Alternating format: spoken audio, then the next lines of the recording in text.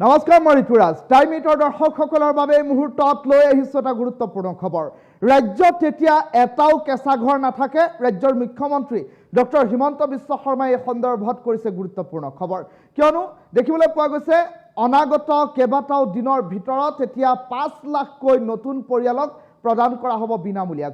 বিনামূলীয়া ঘৰ লাভ কৰিবৰ বাবে আপুনি কৰিব লাগিব জিঅ' টেগিং কিন্তু কি এই জিঅ' টেগিং কেনেকৈ কৰিব জিঅ' টেগিং সেই সন্দৰ্ভত বিস্তৃত খবৰ টাইম এইটৰ দৰ্শকসকলৰ বাবে এই মুহূৰ্তত লৈ অহাৰ চেষ্টা কৰিছোঁ এটা ডাঙৰ খবৰ টাইম এইটৰ দৰ্শকসকলক জনাইছোঁ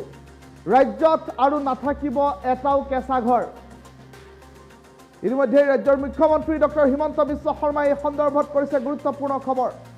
গুৰুত্বপূৰ্ণ মন্তব্য কৰিছে লাখ লাখ পৰিয়ালে লাভ কৰিব চৰকাৰী ঘৰ এতিয়ালৈকে 22 লাখ পৰিয়ালে লাভ কৰিছে বিনামূলীয়া ঘৰ আৰু তাৰ সমান্তৰালকৈ আৰু 5 লাখ লোকে শীঘ্ৰেই চৰকাৰী ঘৰ লাভ কৰিব চৰকাৰী ঘৰৰ বাবে আবেদন কৰিব পাৰিব বুলি ৰাজ্যৰ মুখ্যমন্ত্ৰীগৰাকীয়ে ডাঙৰ ঘোষণা কৰিছে পকী ঘৰ নথকা প্ৰতিটো পৰিয়ালে কৰিব লাগিব জিঅ' টেগিং কি এই জিঅ' টেগিং কেনেকৈ কৰিব জিঅ' টেগিং সেই সন্দৰ্ভত বিস্তৃত সবিশেষ তথ্য লৈ আহিছোঁ বিভাগৰ পৰিৱৰ্তে জীৱিকা সখীসকলে কৰিব জিঅ' টেগিং আৰু যদি জীৱিকা সখীসকলৰ জিঅ' টেগিঙৰ পাছতো আপোনাৰ নামটো এই তালিকাত নাই তেনেহ'লে আপুনি সেলফ জিঅ' টেগিং অৰ্থাৎ নিজেই ঘৰটোৰ জিঅ' টেগিং কৰিব পাৰিব গাঁও সভাই অনুমোদন জনোৱাৰ পাছত ব্লক পৰ্যায়ত অনুমোদন হ'ব আৰু তাৰ পাছত ব্লক পৰ্যায়ৰ অনুমোদনৰ পাছত জিলা পৰ্যায়ৰ অনুমোদন হ'ব আৰু জিলা পৰ্যায়ৰ অনুমোদনৰ পাছতেই ভাৰত চৰকাৰক সমগ্ৰ সবিশেষ বিস্তৃত তথ্য যোগান ধৰা হ'ব মুখ্যমন্ত্ৰী ডক্টৰ হিমন্ত বিশ্ব শৰ্মাই এই সন্দৰ্ভত ডাঙৰ ঘোষণা কৰা পৰিলক্ষিত হৈছে জিঅ' টেগিঙৰ অন্তত আৰু জিলা পৰ্যায়ৰ অনুমোদনৰ অন্তত প্ৰেৰণ কৰা হ'ব সমগ্ৰ তথ্য ভাৰত চৰকাৰলৈ আৰু তাৰ পাছত ভাৰত চৰকাৰৰ পৰা অনুমোদন দিয়া হ'ব নতুনকৈ গৃহসমূহৰ বাবে এটা ডাঙৰ খবৰ টাইম এইটৰ দৰ্শকসকলক জনাইছোঁ খুব সহজ অৰ্থত বুজাবলৈ চেষ্টা কৰিছোঁ যে সমগ্ৰ ৰাজ্যত এতিয়া এটাও কেঁচা ঘৰ নাথাকিব 5 লাখ লোকে চৰকাৰী ঘৰ পুনৰবাৰ লাভ কৰিব আৰু কেনেকৈ জিঅ' টেগিং কৰিব ৰাজ্যৰ মুখ্যমন্ত্ৰীগৰাকীয়ে সংবাদমেলত ইতিমধ্যে বাৰম্বাৰ উল্লেখ কৰিছে ঘৰ লাভ কৰিবৰ বাবে জিঅ' টেগিং বাধ্যতামূলক কি আচলতে জিঅ' টেগিং সৰ্বসাধাৰণ জনতাই বুজিব পৰাকৈ জিঅ' টেগিং কি সেই সন্দৰ্ভত বিস্তৃত খবৰ লৈ আহিছোঁ কেনেকৈ কৰিব জিঅ' টেগিং সেই সন্দৰ্ভতো বিস্তৃত খবৰ এই মুহূৰ্তত লৈ অহাৰ চেষ্টা কৰিছোঁ যদিহে আপোনাৰ কেঁচা ঘৰ আছে তেনেহ'লে আপুনি আপোনাৰ ঘৰটোৰ এখন ফটো তোলক আৰু ফটো তুলি এটা সংশ্লিষ্ট বিশেষ ৱেবছাইট এটা বিশেষ পৰ্টেলত আপুনি আপোনাৰ ঘৰটোৰ ফটো আপলোড কৰক এই সমগ্ৰ প্ৰক্ৰিয়াটোক জিঅ' টেগিং আখ্যা দিয়া হৈছে আৰু আপুনি তোলা ফটোখন ভাৰত চৰকাৰৰ হাতত তথ্য সহকাৰে জমা হৈ থাকিব আৰু এই কথাই প্ৰমাণ কৰিব যে আপুনি এগৰাকী প্ৰকৃত হিতাধিকাৰী আপোনাক এটা পকী ঘৰৰ সাংঘাতিকভাৱে প্ৰয়োজন আৰু তেনেধৰণৰ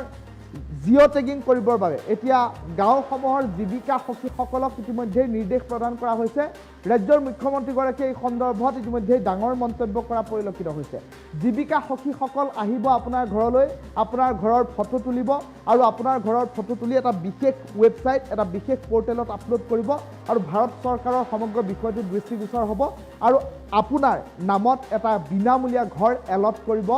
ভাৰত চৰকাৰে আৰু সমান্তৰালকৈ যদিহে জীৱিকা সখীয়ে জিঅ' টেগিং কৰাৰ পাছতো আপোনাৰ তালিকাত নাম অহা নাই তেনেহ'লে আপুনি নিজাববীয়াকৈ সেলফ জিঅ' টেগিঙৰ জৰিয়তেও নিজেই মোবাইলত ফটো তুলি বিশেষ পৰ্টেলটোত আপোনাৰ ঘৰটোৰ বাবে আপুনি আবেদন কৰিব পাৰিব পৰ্টেলটোত আপুনি আপোনাৰ ঘৰটোৰ জিঅ' টেগিং কৰিব পাৰিব যদি আপুনি নিজে এই ক্ষেত্ৰত অপাৰগ তেনেহ'লে কোনো জনা লোকৰ হতুৱাই মোবাইল ফোনৰ জৰিয়তে ইণ্টাৰনেটৰ মাধ্যমেৰে এই কাৰ্য কৰাই ল'ব পাৰিব এই কথা ইতিমধ্যে ৰাজ্যৰ মুখ্যমন্ত্ৰীগৰাকীয়ে উল্লেখ কৰিছে আৰু অনাগত 19 মাৰ্চত হাতত মাত্ৰ 3টা দিনৰ পাছতেই 19 মাৰ্চৰ দিনটোত 3,80,000 লোকে প্ৰথমটো কিস্তি 1,30,000কৈ বেংক একাউণ্ট যোগে লাভ কৰিব এই কথা ইতিমধ্যে ৰাজ্যৰ মুখ্যমন্ত্ৰীগৰাকীয়ে উল্লেখ কৰিছে আৰু এপ্ৰিল মে মাহত আৰু 3,80,000 লোকক প্ৰদান কৰা হ'ব ঘৰ আৰু তাৰ পাছত 5 লাখ লোকে পুনৰবাৰ বিনামূলীয়া ঘৰৰ বাবে আবেদন কৰিব পাৰিব সৰ্বমুঠ এই পৰ্যন্ত ৰাজ্যখনত 30 লাখ পৰিয়ালক বিনামূলীয়া ঘৰ প্ৰদানৰ সিদ্ধান্ত ৰাজ্যৰ মুখ্যমন্ত্ৰীগৰাকীয়ে গ্ৰহণ কৰিছে আৰু আনফালে দেখিবলৈ পোৱা গৈছে এই পৰ্যন্ত কিন্তু 22 লাখ পৰিয়ালে প্ৰধানমন্ত্ৰী আৱাস যোজনা গ্ৰামীণৰ অধীনত ধন লাভ কৰা পৰিলক্ষিত হৈছে ৰাজ্যৰ মুখ্যমন্ত্ৰীগৰাকীয়ে সমগ্ৰ ব্যৱস্থা সন্দৰ্ভত কি মন্তব্য কৰিলে টাইম এইটৰ দৰ্শকসকলক এই মুহূৰ্তৰ প্ৰথমে মন্তব্যটো শুনাই গৈছে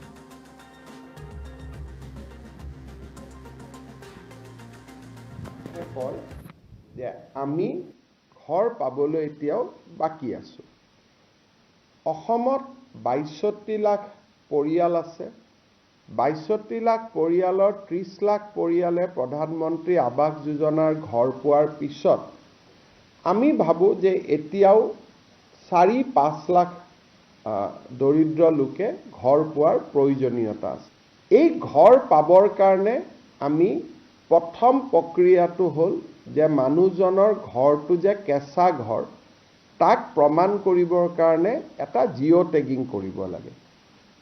আৰু জিঅ' টেগিং কৰাৰ পিছত যেতিয়া ই ভাৰত চৰকাৰৰ ওচৰলৈকে যায়, ভাৰত চৰকাৰে বিভিন্ন টেকন'লজিৰ আধাৰত তাক নিশ্চিত কৰে যে এই মানুহজনৰ ঘৰটো কেঁচা ঘৰ হয় নে নহয়, আৰু কেঁচা ঘৰ হ'লে তেখেতক এখন তালিকাত অন্তৰ্ভুক্ত কৰে আৰু পৰ্যায়ক্ৰমে এই ঘৰ তেওঁলোকক আগবঢ়াই গৈ থাকে। অহা বছৰ এপ্ৰিল-মে মাহত আমি ৩,৮০,০০০ ঘৰ পোৱাৰ লগে লগে আমি ২০১৮-১৯ চনত যিখন তালিকা বনাইছিলোঁ সেইখন এক্সজষ্টেড হৈ যাব। তাত আৰু এজনো ৱেইট লিষ্টত মানুহ নাথাকিব। বহুত দুখীয়া মানুহে কয় যে আমি ঘৰ পাবলৈ এতিয়াও বাকী আছোঁ। অসমত ৬২ লাখ পৰিয়াল আছে। ৬২ লাখ পৰিয়ালৰ ৩০ লাখ পৰিয়ালে প্ৰধানমন্ত্ৰী আৱাস যোজনাৰ ঘৰ পোৱাৰ পিছত আমি ভাবোঁ যে এতিয়াও ৪-৫ লাখ দৰিদ্ৰ লোকে ঘৰ পোৱাৰ প্ৰয়োজনীয়তা আছে। এই ঘৰ পাবৰ কাৰণে আমি প্ৰথম প্ৰক্ৰিয়াটো হ'ল যে মানুহজনৰ ঘৰটো যে কেঁচা ঘৰ তাক প্ৰমাণ কৰিবৰ কাৰণে এটা জিঅ' টেগিং কৰিব লাগে। আৰু জিঅ' টেগিং কৰাৰ পিছত যেতিয়া ই ভাৰত চৰকাৰৰ ওচৰলৈকে যায়, ভাৰত চৰকাৰে বিভিন্ন টেকন'লজিৰ আধাৰত তাক নিশ্চিত কৰে যে এই মানুহজনৰ ঘৰটো কেঁচা ঘৰ হয় নে নহয়, আৰু কেঁচা ঘৰ হ'লে তেখেতক এখন তালিকাত অন্তৰ্ভুক্ত কৰে আৰু পৰ্যায়ক্ৰমে এই ঘৰ তেওঁলোকক আগবঢ়াই গৈ থাকে। অহা বছৰ এপ্ৰিল-মে মাহত আমি ৩,৮০,০০০ ঘৰ পোৱাৰ লগে লগে আমি ২০১৮-১৯ চনত যিখন তালিকা বনাইছিলোঁ সেইখন এক্সজষ্টেড হৈ যাব। তাত আৰু এজনো ৱেইট লিষ্টত মানুহ নাথাকিব। বহুত দুখীয়া মানুহে কয় যে আমি ঘৰ পাবলৈ এতিয়াও বাকী আছোঁ। অসমত ৬২ লাখ পৰিয়াল আছে। ৬২ লাখ পৰিয়ালৰ ৩০ লাখ পৰিয়ালে প্ৰধানমন্ত্ৰী আৱাস যোজনাৰ ঘৰ পোৱাৰ পিছত আমি ভাবোঁ যে এতিয়াও ৪-৫ লাখ দৰিদ্ৰ লোকে ঘৰ পোৱাৰ প্ৰয়োজনীয়তা আছে। এই ঘৰ পাবৰ কাৰণে আমি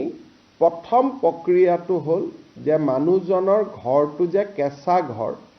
তাক প্ৰমাণ কৰিবৰ কাৰণে এটা জিঅ' টেগিং কৰিব লাগে। আৰু জিঅ' টেগিং কৰাৰ পিছত যেতিয়া ই ভাৰত চৰকাৰৰ ওচৰলৈকে যায়, ভাৰত চৰকাৰে বিভিন্ন টেকন'লজিৰ আধাৰত তাক নিশ্চিত কৰে যে এই মানুহজনৰ ঘৰটো কেঁচা ঘৰ হয় নে নহয়, আৰু কেঁচা ঘৰ হ'লে তেখেতক এখন তালিকাত অন্তৰ্ভুক্ত কৰে আৰু পৰ্যায়ক্ৰমে এই ঘৰ তেওঁলোকক আগবঢ়াই গৈ থাকে। অহা বছৰ এপ্ৰিল-মে মাহত আমি ৩,৮০,০০০ ঘৰ পোৱাৰ লগে লগে আমি ২০১৮-১৯ চনত যিখন তালিকা বনাইছিলোঁ সেইখন এক্সজষ্টেড হৈ যাব। তাত আৰু এজনো ৱেইট লিষ্টত মানুহ নাথাকিব। বহুত দুখীয়া মানুহে কয় যে আমি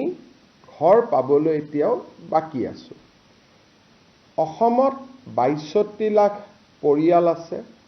৬২ লাখ পৰিয়ালৰ ৩০ লাখ পৰিয়ালে প্ৰধানমন্ত্ৰী আৱাস যোজনাৰ ঘৰ পোৱাৰ পিছত আমি ভাবোঁ যে এতিয়াও ৪-৫ লাখ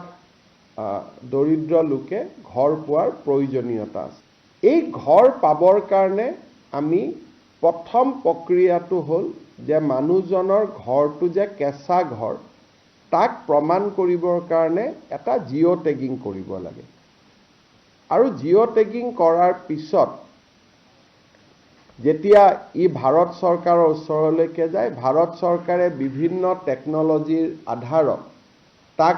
নিশ্চিত কৰে যে এই মানুহজনৰ ঘৰটো কেঁচা ঘৰ হয় নে নহয়, আৰু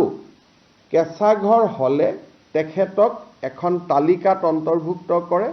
আৰু পৰ্যায়ক্ৰমে এই ঘৰ তেওঁলোকক আগবঢ়াই গৈ থাকে। অহা বছৰ এপ্ৰিল-মে মাহত আমি 3,80,000 ঘৰ পোৱাৰ লগে লগে আমি 2018-19 চনত যিখন তালিকা বনাইছিলোঁ সেইখন এক্সজষ্টেড হৈ যাব। তাত আৰু এজনো ৱেট লিষ্টত মানুহ নাথাকিব। বহুত দুখীয়া মানুহে কয় যে আমি ঘৰ পাবলৈ এতিয়াও বাকী আছোঁ। অসমত 62 লাখ পৰিয়াল আছে। 62 লাখ পৰিয়ালৰ 30 লাখ পৰিয়ালে প্ৰধানমন্ত্ৰী আৱাস যোজনাৰ ঘৰ পোৱাৰ পিছত আমি ভাবোঁ যে এতিয়াও 4-5 লাখ দৰিদ্ৰ লোকে ঘৰ পোৱাৰ প্ৰয়োজনীয়তা আছে। এই ঘৰ পাবৰ কাৰণে আমি প্ৰথম প্ৰক্ৰিয়াটো হ'ল যে মানুহজনৰ ঘৰটো যে কেঁচা ঘৰ তাক প্ৰমাণ কৰিবৰ কাৰণে এটা জিঅ' টেগিং কৰিব লাগে। আৰু জিঅ' টেগিং কৰাৰ পিছত যেতিয়া ই ভাৰত চৰকাৰৰ ওচৰলৈকে যায়, ভাৰত চৰকাৰে বিভিন্ন টেকনলজিৰ আধাৰত তাক নিশ্চিত কৰে যে এই মানুহজনৰ ঘৰটো কেঁচা ঘৰ হয় নে নহয়, আৰু কেঁচা ঘৰ হ'লে তেখেতক এখন তালিকাত অন্তৰ্ভুক্ত কৰে আৰু পৰ্যায়ক্ৰমে এই ঘৰ তেওঁলোকক আগবঢ়াই গৈ থাকে। অহা বছৰ এপ্ৰিল-মে মাহত আমি 3,80,000 ঘৰ পোৱাৰ লগে লগে আমি 2018-19 চনত যিখন তালিকা বনাইছিলোঁ সেইখন এক্সজষ্টেড হৈ যাব। তাত আৰু এজনো ৱেট লিষ্টত মানুহ নাথাকিব। বহুত দুখীয়া মানুহে কয় যে আমি ঘৰ পাবলৈ এতিয়াও বাকী আছোঁ। অসমত 62 লাখ পৰিয়াল আছে। 62 লাখ পৰিয়ালৰ 30 লাখ পৰিয়ালে প্ৰধানমন্ত্ৰী আৱাস যোজনাৰ ঘৰ পোৱাৰ পিছত আমি ভাবোঁ যে এতিয়াও 4-5 লাখ দৰিদ্ৰ লোকে ঘৰ পোৱাৰ প্ৰয়োজনীয়তা আছে। এই ঘৰ পাবৰ কাৰণে আমি